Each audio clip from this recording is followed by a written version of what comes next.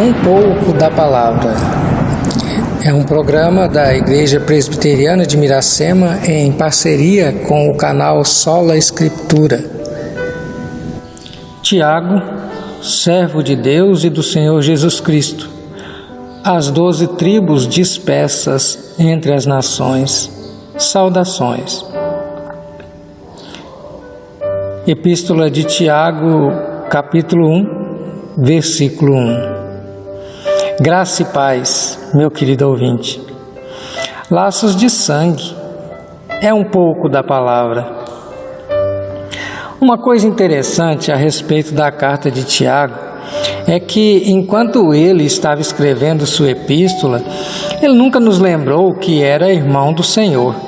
Em vez disso, ele começou se apresentando como Tiago, um servo de Deus e do Senhor Jesus Cristo. Essa é uma descrição interessante para um homem que nasceu da mesma mãe de Jesus. Mais interessante ainda é a forma que Judas, o seu outro irmão, se apresenta. Judas, servo de Jesus Cristo e irmão de Tiago. Judas, capítulo 1, versículo 1.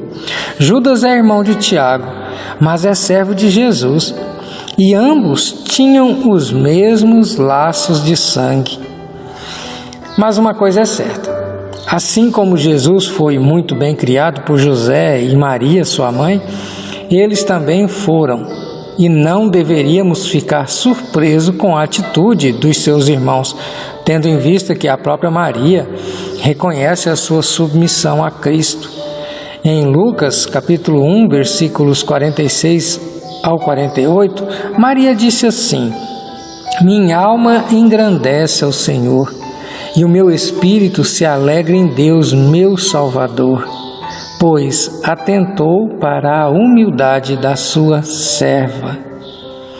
Não é preciso dizer que o pai de Jesus não era José. Deus é o pai de Jesus, que foi concebido de forma sobrenatural no ventre de Maria. Mesmo assim, Jesus nasceu fisicamente e foi muito bem criado por Maria e José. A Bíblia ensina que ele também tinha outros irmãos e irmãs. Marcos capítulo 6, versículo 3, registra esse fato. Mas uma outra coisa curiosa e interessante é que nem Tiago, nem qualquer outro irmão de Jesus acreditava nele antes da sua ressurreição. João nos diz no evangelho escrito por ele, no capítulo 7, versículo 5, da seguinte maneira: pois nem os seus irmãos criam nele. A certa altura do seu ministério, eles vieram para levá-lo para a sua casa, pensando que ele havia perdido o juízo. Marcos registra isso no capítulo 3, versículo 21. Seus próprios irmãos não aceitaram realmente que Jesus fosse o Messias.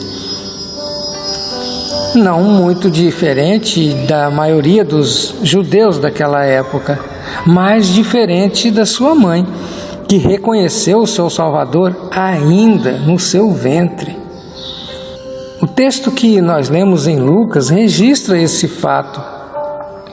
Minha alma engrandece ao Senhor, meu espírito se alegra em Deus, meu Salvador, pois atentou para a humildade da sua serva. Lucas 1, 46 a 48. Isso nos mostra que mesmo o viver de uma vida perfeita e sem falhas não é necessariamente suficiente para convencer alguém da verdade do Evangelho. Afinal, quem viveu uma vida mais perfeita do que Jesus? Ele nunca pecou, apesar de ser humano e ter sido tentado em diversas situações. Mas o mais importante nisso tudo é que Tiago, Judas e seus outros irmãos encontraram no Jesus ressurreto aquilo que eles mais precisavam: um Salvador. O reconhecimento da sua condição de servo do Senhor é uma prova incontestável da sua conversão.